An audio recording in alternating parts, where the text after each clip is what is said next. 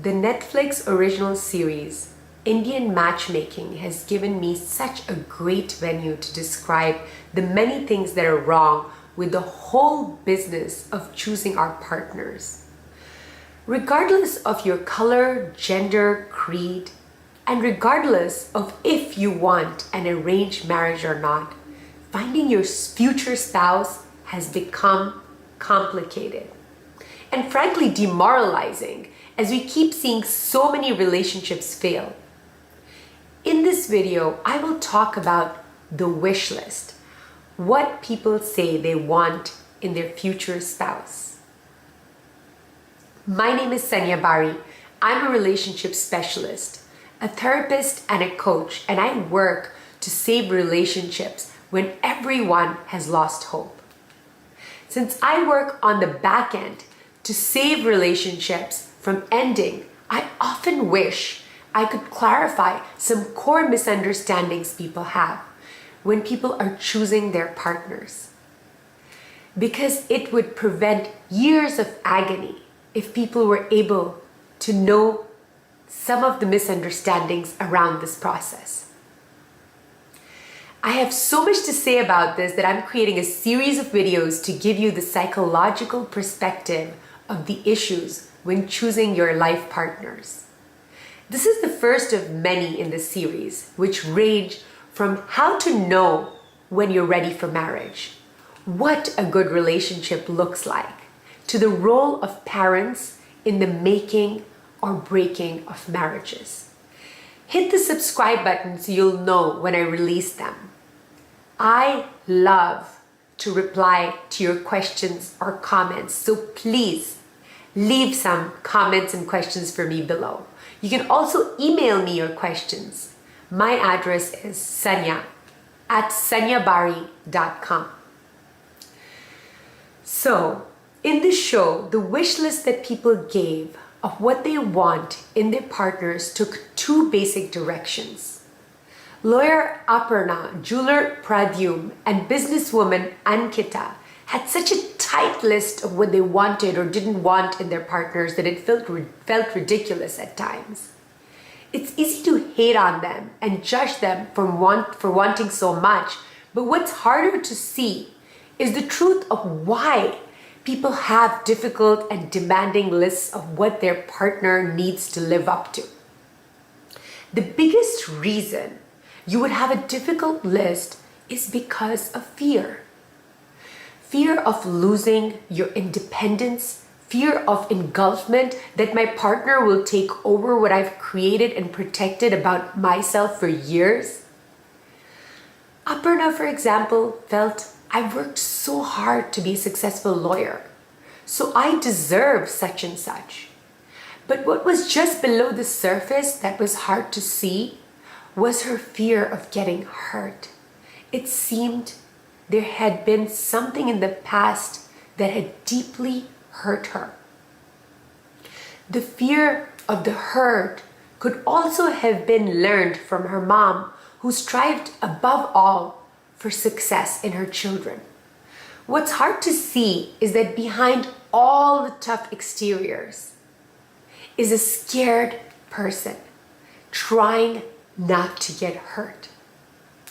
These tough people are more scared than the ones who are able to shed tears and get it over with. They are so sensitive that they don't know how they would manage if they allowed their emotions to surface.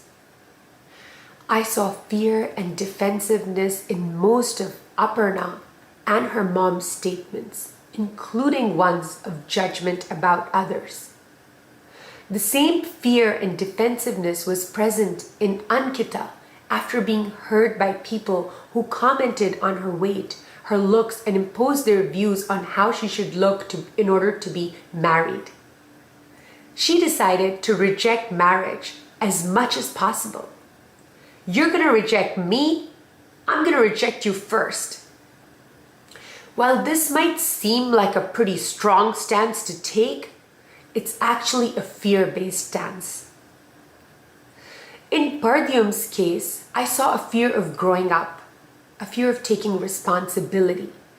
a fear of missing out on other options in women, a fear of not having the right to his own schedule if he got married, a fear of being stuck with someone he maybe in the future can't connect with, a fear of not being in love with his partner long term.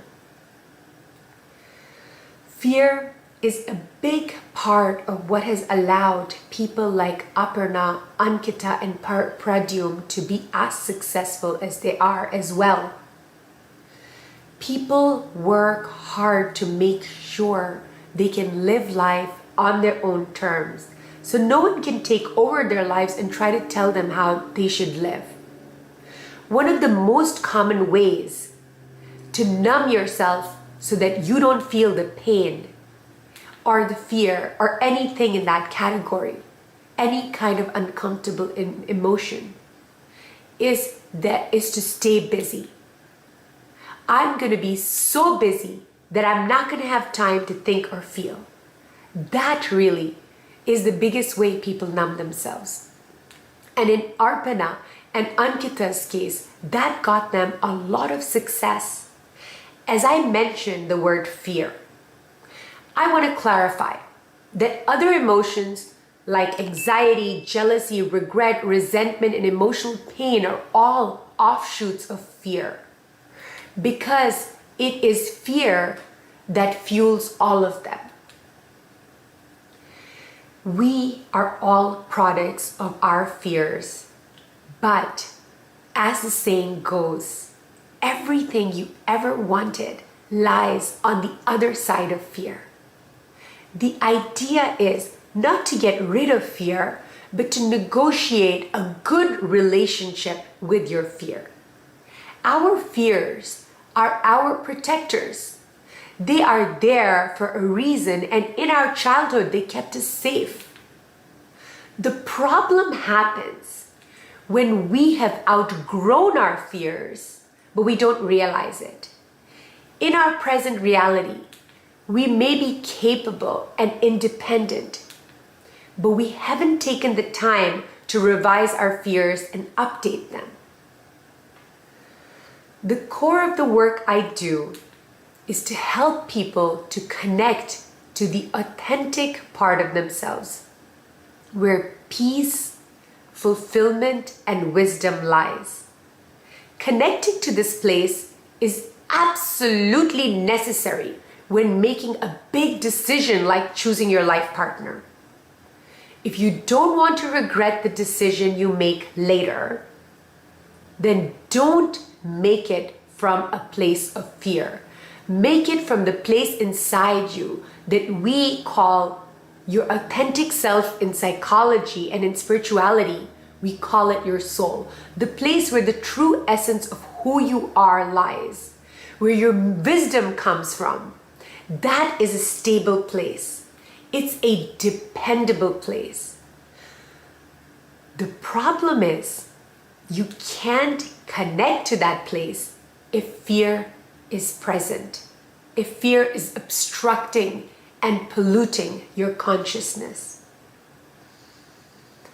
So if I were to work with Aparna, for example, she would likely object and say, but this is me. This is authentically who I am.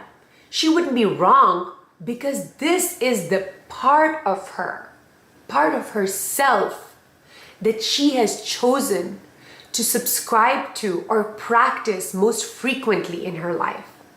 And why? Why would she do that? Because emotionally, it has been the safest way to operate. It's a fearful, guarded, defensive part of her, but it's not really the authentic part of her, the true part of her. And how do I know that? Who am I to say that? Because the authentic, whole part of you has no fear. It knows who you are, and it doesn't need to protect it, because it knows that it's already safe. It knows that you are already safe.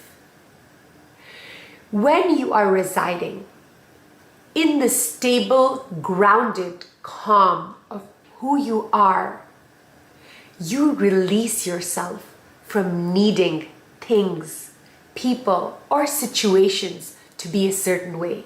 You want, but you don't need them. A sign that you've reached that place is when you no longer need to defend who you are or fight for it, or judge others who are not like you. There is a lot less pressure then on what your partner needs to be like, because you are already whole and complete. You are not looking to complete yourself with your partner. You can now use your energy that you were going to previously use to monitor your partner and make sure they stay according to your list of your wish list. You no longer need to monitor your partner to create a dependable, loving relationship with yourself instead. You use that energy to create that dependable, loving relationship with yourself instead. Once you can depend on yourself, you no longer need to depend on the validation of others. And that is the secure and calm place from which you successfully look for a life partner. When you reach that place within yourself, you are no longer in need for others. You want them, but you don't need them. And that is the exact amount of pressure in which relationships don't collapse, but instead thrive by providing the perfect nest of love built by two secure people whose purpose is to use all experiences to evolve into the deepest expression of who they are, of who they really truly are. My next video will be about the psyche of people who don't have a lot of demands when choosing their partners. They're happy-go-lucky, like Nadia, Vaisar, and Akshay. And I'll explain how that too can lead to issues later. Thank you for listening. If you like this video, please hit the like button. And if you hit subscribe, you'll know when my next video comes out. Check out my other videos that are related to this topic. But for now, love and light from my heart to yours. I look forward to seeing you again soon.